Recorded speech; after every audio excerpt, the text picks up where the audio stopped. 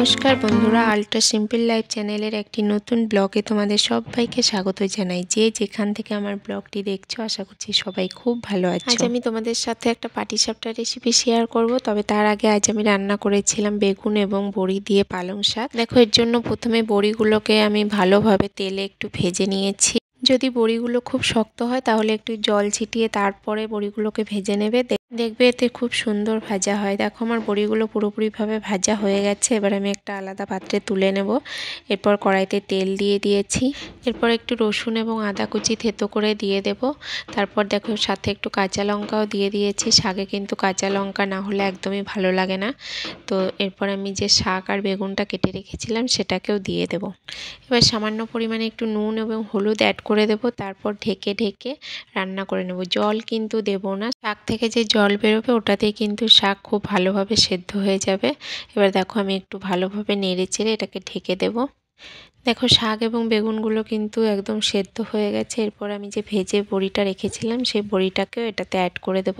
তারপর নেড়ে চেড়ে নামিয়ে নিলেই রেডি একদম গরম গরম বড়ি দিয়ে পালং শাক। গরম ভাতের সাথে কিন্তু খেতে এই রেসিপিটা দারুণ লাগে।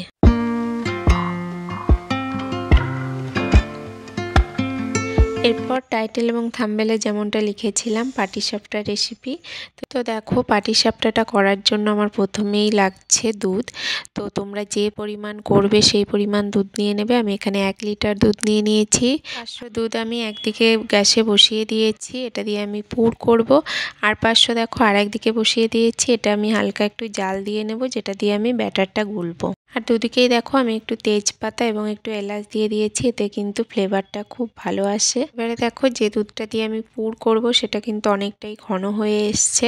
তো আরও একটু ঘন করে নিতে হবে, জাল করে আমাদেরকে একটু কমিয়ে নিতে হবে। তো চলো, এদিকে দুধটা জাল হতে থাকে। আর দেখো, এখানে আমি নিয়ে নিয়েছি ওই হাফ কাপ মতো সুজি, একদমই কম। আর তার সঙ্গে দিয়ে দেবো একটু নারকেল, যেটা আমি আগেই কুড়িয়ে রেখেছিলাম। তো দেখো, দুধটা কিন্তু অনেকটাই ঘন হয়ে এসছে, সুজিটা দিয়ে দিয়েছি। তো এরপর আমি নারকেলটাকেও দিয়ে দেব।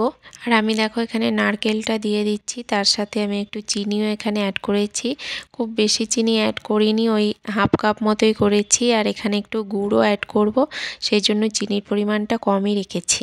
দেখো, এখানে আমি একটু খেজুর গুড় অ্যাড করে দিচ্ছি। শীতের পিঠে কিন্তু খেজুর গুড় না দিলে একদমই জমে না। তো আমি দিয়ে দিলাম, এতে কিন্তু পুরের যে টেস্টটা সেটা আরও বেড়ে যাবে। দেখো, পুরটা কত ঘন হয়ে গেছে।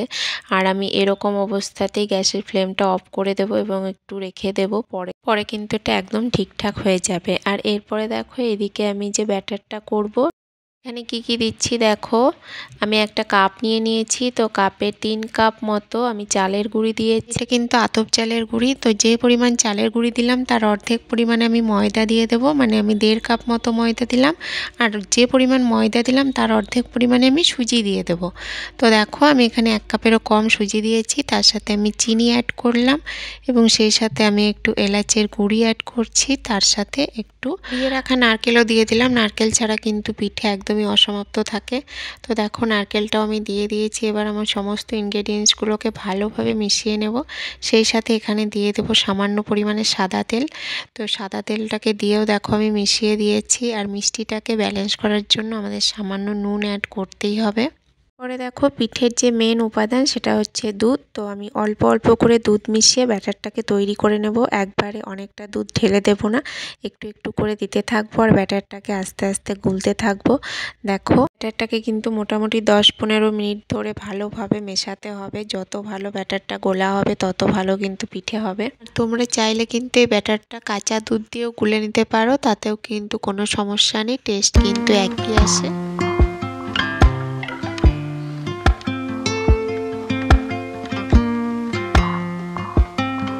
দেখে নিলে আমি ঘনত্বটা কীরকম রেখেছি। তো এরপরে আমি ওই মোটামুটি আধ ঘন্টার জন্য রেস্টে রেখে দেব। দেখো, একটা কিছু ঢাকা দিয়ে রাখতে হবে। তো চলো, আধ ঘন্টা পরে ফিরে আসি।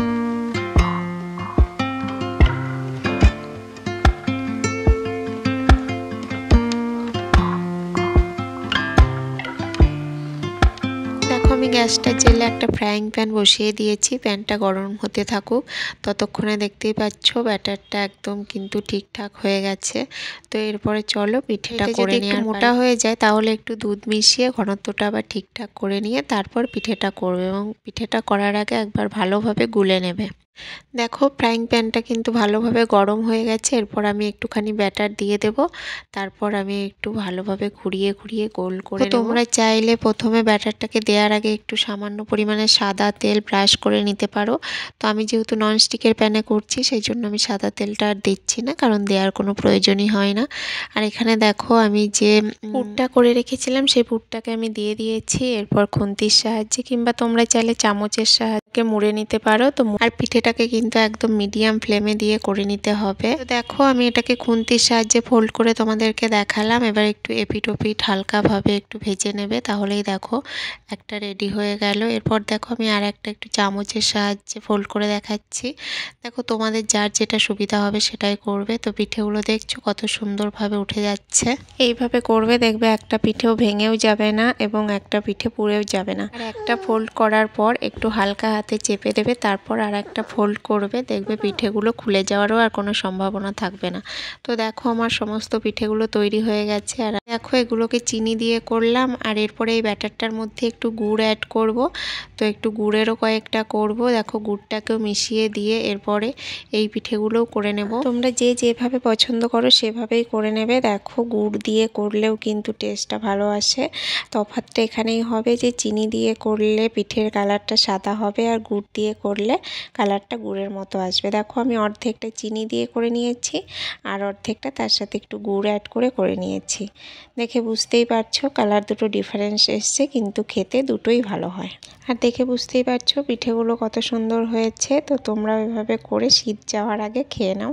চলো আজকের ভিডিওটা তাহলে এই পর্যন্তই রাখছি। দেখা হবে অন্য কোনো নতুন ভিডিওতে। ততক্ষণ সবাই ভালো থাকবে, সুস্থ থাকবে।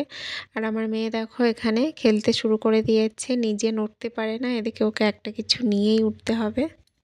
চ্যানেলে নতুন বন্ধু হলে আমার চ্যানেলটিকে সাবস্ক্রাইব করে আমার পাশে থেকো।